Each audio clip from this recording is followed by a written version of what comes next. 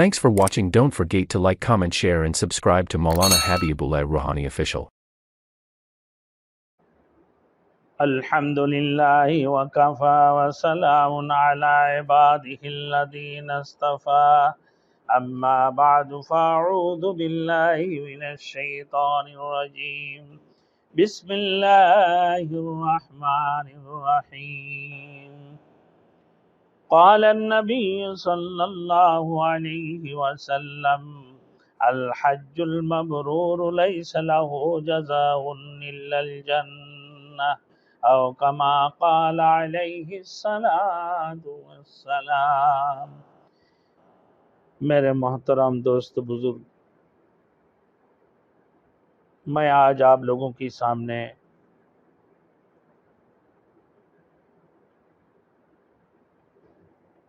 بیت اللہ کی حج کے بارے میں فضیلتیں بتانا چاہتا ہوں۔ کچھ اس کی تو بے شمار فضیلت ہے میرے دوستوں، بے شمار فضیلت۔ اللہ اکبر۔ جن کے اوپر حج اللہ رب العزت نے فرض قرار دی ہے، جن کو اللہ نے مال و دولت عطا فرمایا، اور جن کے اوپر حج فرض ہو گئی کسی بہانہ کیے بغیر کسی بہانہ کے، بغیر کسی عذر کی،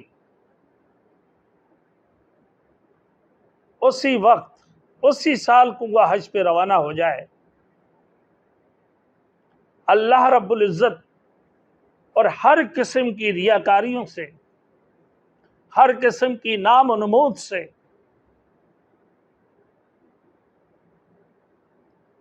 تکبری اور غروریت سے، ہر فسق و فجوری سے، ہر بے-حیائی سے بچتے ہوئے ہمیشہ ہر وقت لبیک لبیک اللہم لبیک لا شریک لک لبیک ان الحمد والنعمت لک والملک لا شریک لک لبیک۔ اے اللہ میں حاضر ہوں، اے اللہ میں حاضر ہوں، اے اللہ میں حاضر ہوں۔ یا اللہ تیرے ساتھ کوئی شریک نہیں ہے، تو ہی ہے سارے ملکیت کی مالک۔ قل اللہم مالک الملک۔ اے محمد رسول اللہ صلی اللہ علیہ وسلم فرما دیجئے، تمام بادشاہوں کا بادشاہ وہ اللہ کی ذات ہے۔ قل اللہم مالک الملک تؤتی الملک من تشاء وتنزع الملک ممن تشاء۔ اللہ جس کو چاہے اس کو بادشاہ عطا فرماتے ہیں، اور جسے چاہے اس سے بادشاہت کو چھین لیتے ہیں۔ اللہ جس کو چاہے اس کو اللہ پاک پروردگار عالم حج کی توفیق عطا فرماتے ہیں، اور اللہ جس کو چاہے اس کا اللہ اس کی توفیق نہیں عطا فرماتے ہیں۔ حج اپنے نصیب سے ہوتی ہیں۔ حج کون کراتے ہیں؟ اللہ کراتے ہیں۔ اللہ کے نزدیک جو پسندیدہ بندے ہیں، اللہ جس کو حج کرانا چاہتے ہیں، اللہ جس کو بلانا چاہتے ہیں اپنا در پہ، اللہ اسی کو حج کراتے ہیں۔ حج نصیب سے ہوتے ہیں۔ جس کی نصیب میں حج ہوگی یقیناً وہ حج کریں گے۔ لیکن اللہ نے بڑی مال دی ہے، اللہ نے بڑی دولت دی ہے، بڑی بادشاہ بھی ہو، بڑے بادشاہ کیوں نہ ہو، مغلیہ بادشاہ، ان کو حج کی کبھی توفیق نہیں ہوئے، یہ حج نہیں کر پائے۔ لیکن اسی طریقے سے بڑی مالدار ہے، بڑے بزنس مین ہے، بہت بڑی مالدار، لیکن اللہ نے اس کی حج کی توفیق نہیں عطا فرمایا، اللہ اپنا گھر پہ نہیں بلایا۔ تو اللہ کی دربار میں یہ بھی دعا کی جائے، یا اللہ تو اپنے در پہ بلا لے، یا اللہ اپنے بیت اللہ کی زیارت کے لیے ہمیں قبول فرما لے۔ تو اللہ کے رسول نے فرمایا الحج المبرور لیس لہ جزاء الا الجنہ، کہ حج مبرور یعنی جن کے حج اللہ نے قبول کیا ہے، کہا کہ وہ کیا ہے، کہ ان کی جزا کیا ہے؟ فرمایا کہ ان کی جزا ہے، حج مبرور کی جزا یہ جنت ہی ہے۔ ایک حدیث میں یہ بھی ہے کہ حضور صلی اللہ علیہ وسلم نے ارشاد فرمایا کہ حج اور عمرہ تنگ دستی کو دور فرماتے ہیں۔ جو بندے غریب ہو، لگتے ہیں کہ بھائی تنگ دستی ہے، ان کی پریشانیاں ہیں، قسم بقسم کی مشکلات ہے، لیکن اللہ نے اس کو اتنا دی ہے کہ وہ عمرہ کر سکتے ہیں، تو وہ جائیں عمرہ کر لے تاکہ اس کی تنگ دستی دور ہو جائے۔ اللہ کے رسول کی حدیث ہے، ایک صحابی اللہ کے رسول سے آ کے عرض فرمایا، یا رسول اللہ، میری مالی बेकायदगियाँ बहुत ज़्यादा है, मैं माली परेशान हूँ और मेरे तिजारती एतबार से भी मैं बहुत ज़्यादा परेशान हूँ। अल्लाह के रसूल ने फरमाया कि उम्रा कर लो। तो उम्रा करने से तंगदस्तियाँ दूर होती हैं और गुनाहों को इस तरह अल्लाह रब्बुल इज़्ज़त दूर फरमा देते हैं जैसे आग की भट्टी में, जैसे आग की भट्टी में लोहे को, जैसे आग की भट्टी में लोहे को, इसी तरीके से यानी लोहे से जब आग की भट्टी में लोहे को डालती हैं तो उस भट्टी के अंदर लोहे की तमाम तर कचरे को साफ कर देते हैं, लोहा खालिस हो जाती है। इसी तरीके से जब अल्लाह के घर की ज़ियारत करने जाते हैं और हज के लिए जाते हैं, अल्लाह रब्बुल इज़्ज़त उसकी तमाम गुनाहों को इस तरीके से माफ़ कर देते हैं, इस तरीके से उसकी गुनाहों को दूर कर देते हैं जैसे आग की भट्टी लोहे की अंदर, लोहे को आग की भट्टी के अंदर जैसे डाले और जैसे सोने चांदी की खराबी को दूर कर देती है। आग की भट्टी लोहे की और सोने चांदी की खराबी को दूर कर देती हैं। एक मरतबा आप सल्लल्लाहु अलैहि वसल्लम ने फरमाया कि हज करने वाला गुनाहों से ऐसे पाक हो जाता है जैसे पहले दिन का बच्चा पैदा हुआ। पहले दिन का बच्चा पैदा हुआ, पहले दिन का बच्चा पैदा होने वाला बच्चा बिल्कुल पाक हुआ करता है, पकीज़ा हुआ करता है। कंजुल आमाल सफ़ा नंबर 71 जिल्द नंबर 5 में लिखते हैं। फरमाया और एक मरतबा आप सल्लल्लाहु अलैहि वसल्लम ने फरमाया कि दाऊद अलैहिस्सलाम ने, कि हज़रत दाऊद अलैहिस्सलाम ने एक मरतबा खुदा बंदे जल्ल शानहू से, जल्ल जलालहू से अर्ज़ किया कि खुदाया, दुनिया का ये कायदा है कि जब कोई शख्स किसी के पास उसकी ज़ियारत के लिए आते हैं तो उसके साथ ना कुछ हुकूक बरते जाते हैं, कुछ हुकूक उसके साथ बरते जाते हैं। तो ऐसे खुदाया जो शख्स तेरी ज़ियारत के लिए, तेरे घर पर हाजिर हो तो उसके साथ तेरे यहाँ क्या हुकूक बरते जाएंगे। तो उस पर अल्लाह ताला ने फरमाया दाऊद अलैहिस्सलाम को कि मेरे यहाँ उसके लिए दो हक बरते जाएंगे। एक तो ये कि मैं उसको ता जिंदगी खैर और आफियत से रखूंगा, खैर और आफियत से रखूंगा, अल्लाह ने फरमा दी। दूसरे ये कि वो जब मरकर मेरे पास आएगा तो मैं उसको बख्शिश कर दूंगा, यानी उसको बख्श दूंगा, वो डायरेक्ट सीधा जन्नत में जाएगा। अल्लाह अकबर। ये भी कंजुल अमाल है, कंजुल अमाल की हदीस सफ़ा नंबर 74 और जिल्द नंबर 5 में है। और एक हदीस में एक मरतबा आप सल्लल्लाहु अलैहि वसल्लम ने फरमाया कि हज करने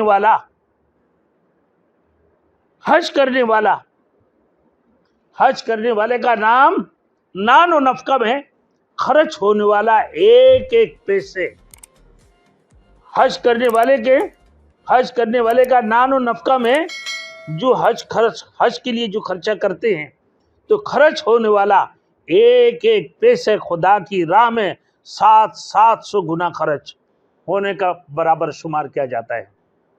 700 गुना खर्च होने के बराबर शुमार किया जाता है। यह भी कंजुल अमाल की हदीस, कंजुल अमाल 1 नंबर जिल्द नंबर 5 सफ़ा नंबर 1। हज और उम्रा लगातार करने में 2 फायदे, गुनाहों से पाक हो जाती हैं और वो शख्स मोहताज नहीं होता, कभी भी वो कभी मोहताज नहीं होता। अल्लाह उसकी तंगदस्ती को दूर फरमा कर अल्लाह पाक परवरदिगार आलम उसकी रिज़्क़ के अंदर कुशादगी अता फरमाते हैं, उसकी मालों में बरकत अता फरमाते हैं, उसकी तिजारत में भी अल्लाह पाक परवरदिगार आलम बरकतें अता फरमाते हैं। जैसे लोहे को भट्टी में डालने के बाद जैसे लोहे पाक हो जाती हैं तमाम तर खराबियों से, तमाम तर गंदगी से लोहे पाक साफ सुथरा हो जाता है। इसी तरीके से इंसान की गुनाहों को अल्लाह रब्बुल आलमीन धुल देते हैं, इंसान की गुनाहों को दूर कर देते हैं, इंसान ऐसे ही पाक पकीज़े हो जाते हैं। और फिर اللہ پاک پروردگار عالم اس شخص کو ہر قسم کی محتاجی سے بھی اللہ رب العالمین ہر قسم کی محتاجی سے بچاتا ہے، وہ کبھی محتاج نہیں ہوتا ہے، اس کی مال و دولت کے اندر اللہ بھرپور برکاتیں عطا فرماتے ہیں۔ اسی طریقے سے میرے دوستوں، پہلا حج کرنے والوں سے فرشتے معانقہ کرتے ہیں۔ پیدل سب سے پہلے جو پہلا یعنی پیدل حج کرنے والے ہیں، پیدل حج کرنے والوں سے فرشتہ معانقہ کرتے ہیں، گلے ملاتے ہیں، اور سواری پر حج کرنے والوں سے مصافحہ کرتے ہیں۔ پیدل حج کرنے والوں کو ہر قدم 700 نیکیاں ملتی ہیں، ہر قدم پہ 700 نیکیاں ملتی ہیں۔ پیدل حج کرنا، اللہ اکبر، کتنی بڑی قربانی والی بات ہے۔ حج کرنا آسان بات نہیں ہے کہ جہاد میں سے جہاد اکبر حج کرنا ہے، بندہ پیدل چلنا، اور جو پیدلیں نہیں چلتے ہیں آج کل تو ہمارے میرے دوستوں، ہمارے بچے بھی، ہمارے عورتیں بھی، علاقہ میں بھی، کراچی شہر کی جہاں کہیں جاؤ آپ دیکھو گے بھائی کھایا اور سویا، کھایا اور سویا، نہ پیدل چلنا نہ واک کرنا، ان کے اندر کچھ نہیں ہے۔ اور جو ہے نا بچے کھاتے ہیں اور پھر اپنے بولتے ہیں، اپنے اماں کو بولتا ہے اماں میں دودھ پیا ہوں، کیا کرنا، منہ دلا دو بچے کا۔ ہاں بچیاں جو ہے نا دودھ پی اپنے بستر میں بیٹھی، امی پانی لایا، دودھ پانی لایا تو امی نے ان کو دودھ ان کے منہ سے صاف کر دیتے ہیں۔ یہی تو ہمارے بچوں کی حالت ہے۔ یہ کیا پیدل حج کریں گے میرے دوستو؟ پیدل حج کرنے کے لیے تو واک کرنا اور پہلے سے ٹریننگ دینا، اپنے آپ کو بگنا۔ اور جب میں نے حج کیا 2018 میں، ہمارے ساتھ ایک باجوڑ والے بندہ تھا اور ان کی عمر تقریباً 75-80 سال تھے۔ میں حیران تھا، مجھے بولا مولانا، میں نے بولا کیا ہوا؟ تو بولے یہ غار سور سے میں نے یہ جبل رحمت سے ادھر سے گھومتے ہوئے یہاں آیا، میں نے ہمارے بتہ گوٹ میں ہمارے ہوٹل تھا، میں نے ان سے پوچھا، میں نے بولا بابا تمہاری عمر کتنا ہے؟ بولے میری عمر 75 سال 80 سال ہے۔ تو میں نے بولا ماشاءاللہ، اللہ تمہیں برکاتیں عطا فرمائیں، اللہ تمہارے زندگی میں برکات عطا فرمائیں، اللہ تمہارے حج کو بھی قبول فرمائیں۔ تو آپ کیسے چڑھا؟ بولے ہم چڑھ گئے۔ تو میں نے بولا کیا تم چڑھ جاؤ گے؟ میں نے بولا میں تو نہیں چڑھ سکتا ہوں۔ بولے تمہارا کتنا عمر ہے؟ میں نے بولا 48-50 سال ہو گیا ہوگا۔ تو وہ میرے شکل کی طرف دیکھتے رہ گئے، اور وہ 75 سال کے بڑے میاں، اور وہ ہوٹل سے گھومتے ہوئے ادھر پہاڑی غار سور میں بھی پہنچا، غار ہیرا میں بھی پہنچا، جبل رحمت سے گھومتے ہوئے چکر لگا واپس ہی اپنے بتہ گھوٹ میں آ گئے۔ اور مجھے بولنے لگا میں نے پورا علاقہ گھوم کر، پورا پہاڑوں کو گھوم کر آیا۔ میرے دوستو پھر ہمارے بچوں کے لیے کیا کرنا چاہیے؟ کھا کے سو جائے، 3 روٹی کھا لو، 2 روٹی کھا لو، بھائی کھایا، مرغن غذائیں کھائی اور سو گیا اسی کے اندر بھائی، یا پھر پنکھا چلا کے سو گیا بڑے مزے سے گدے میں، نہ وہ چلنا نہ پھرنا، نہ صبح فجر کی نماز کے بعد کم از کم آدھا گھنٹہ 1 گھنٹہ واک کرنا۔ تو یہ حج کیا پیدل کر سکتے ہیں؟ اب پیدل حج کرنے والوں کے لیے سب سے پہلے نمبر اللہ کے رسول نے فرمایا کہ فرشتہ ان کی ساتھ معانقہ کریں گے، اور اگر وہ سواری میں حج کیا ہے تو فرشتہ ان سے مصافحہ کریں گے، ان سے کیا کریں گے؟ مصافحہ کریں گے۔ اب پیدل حج کرنے والوں کو ہر قدم 700 نیکیاں ملتی ہیں، ہر قدم پہ 700 نیکیاں۔ کتنی بڑی بات ہے کہ 1 لاکھ اللہ کے راستہ میں خرچ کرو تو اللہ ایک روپیہ اللہ کے راستہ میں خرچہ کرو کہ 1 روپیہ کے بدلہ میں اللہ 10 لاکھ کا ثواب عطا فرماتے، کہ گویا کہ اس نے 10 لاکھ روپیہ خرچہ کیا اللہ کے راستے میں۔ تو حج کرنے کا کتنی بڑی رتبہ ہے۔ حج اور عمرہ کرنے والے اللہ کی وفد کہلاتے ہیں، حج کرنے والے اور عمرہ کرنے والے اللہ کی وفد کہلاتے ہیں، اور وہ جو مطالبہ کرتے ہیں اللہ اس کو قبول فرماتے ہیں، اور جو دعا کرتے ہیں اللہ اس کو قبول فرماتے ہیں۔ اللہ وہ مغفرت چاہتے ہیں اللہ اس کو مغفرت فرما دیتے ہیں، نہ اس کو بخشش فرما دیتے ہیں۔